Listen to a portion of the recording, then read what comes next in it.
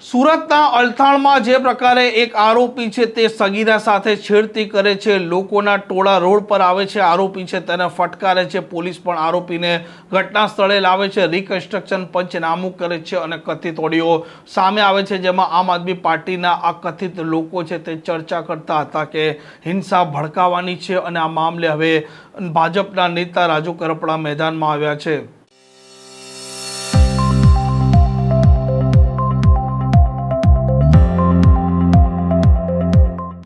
નમસ્કાર, આપ જોઈ રહ્યા છો હોટલાઇન ન્યૂઝ અને હું છું આપણી સાથે તોફિક ગાંચી। સુરતના અલથાણમાં જે પ્રકારે એક સગીરા સાથે છેડતીની ઘટના બની હતી તેણે ચકચાર મચાવ્યો હતો અને ત્યાર પછી સાંજના સમયે એક કથિત ઓડિયો સામે આવે છે, જેમાં બે લોકો ચર્ચા કરતા હતા કે જો યોગ્ય રીતે વિરોધ ન થયો તો પછી હર્ષ સંઘવીને તેની ક્રેડિટ મળશે, તે માટે આરોપીને પણ લોકોએ ફટકાર્યો છે અને બરાબરનો માહોલ પણ બનાવવો જોઈએ। આ કથિત ઓડિયોએ ખળભળાટ મચાવ્યો હતો અને ત્યાર પછી આમ આદમી પાર્ટીના પૂર્વ નેતા અને અત્યારે ભારતીય જનતા પાર્ટીના નેતા અને ઉમેદવાર રાજુ કરપડા સામે આવે છે અને આમ આદમી પાર્ટીના ખેલને તે ખુલ્લો પાડે છે। નમસ્કાર સાથીઓ, હું રાજુ કરપડા। ફરી એકવાર મારી ભવિષ્યવાણી તો સાચી પડી, પણ મેં વિચાર્યું નહોતું એટલી હલકાઈ પર આમ આદમી પાર્ટીના નેતાઓ ઉતરી પડ્યા। મને એવું હતું જનતા રેડ કરીને સહાનુભૂતિ મેળવશે, સ્ટિંગ કરીને સહાનુભૂતિ મેળવશે, ખોટી નવટંકીઓ કરીને ગુજરાતની સુરતની જનતાને ગેરમાર્ગે દોરવાનું કામ કરશે। મેં એવું ક્યારેય નહોતું વિચાર્યું કે એક દીકરીનો પણ, સગીર વયની દીકરીનો પણ ઉપયોગ કરી અને મત મેળવવા માટે, સત્તા મેળવવા માટે આટલી હલકાઈ પર અમુક લોકો આમ આદમી પાર્ટી નેતા ઉતરી પડશે।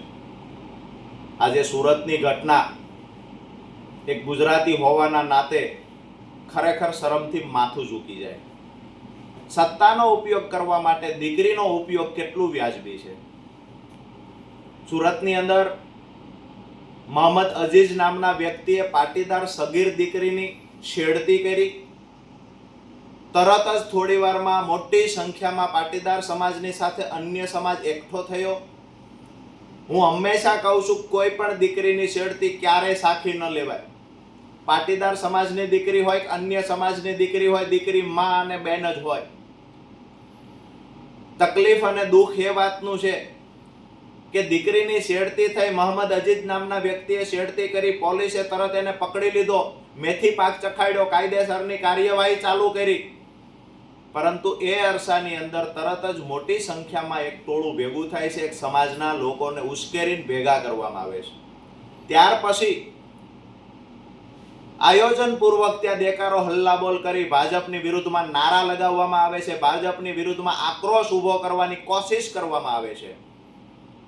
ખરેખર છેડતી સાથે પાર્ટીને કાંઈ લેવા દેવા ન હોય।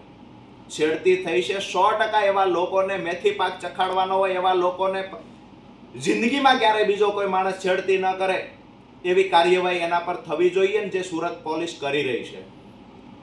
મહત્વની વાત એ છે કે સહાનુભૂતિ મેળવવા માટે થઈ અને 26 તારીખના મતદાનમાં આમ આદમી પાર્ટી પોતાને ફાયદો મળે એના માટે થઈને આયોજનપૂર્વક જે સ્ક્રિપ્ટેડ રીતે આખી જે નવટંકી ઊભી કરી છે એનો ઓડિયો બહાર આવ્યો।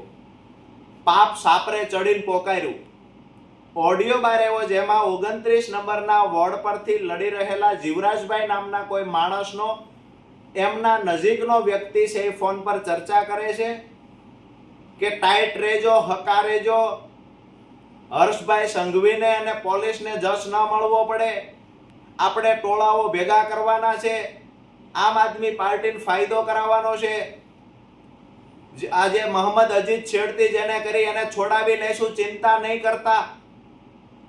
આખી જ્યારે પોલીસે તપાસ કરી, જે મહત્વના જે લોકો હતા એની પૂછપરછ કરીને આ અત્યારે જ શા માટે છેડતી થઈ, જ્યારે તપાસ કરવામાં આવી તો પોલીસને સફળતા મળી અને જે લોકો દીકરીનો ઉપયોગ કરી અને રાજકીય રોટલા શેકવાના પ્રયત્ન કરતા હતા એ લોકો ઉઘાડા પડી ગયા છે।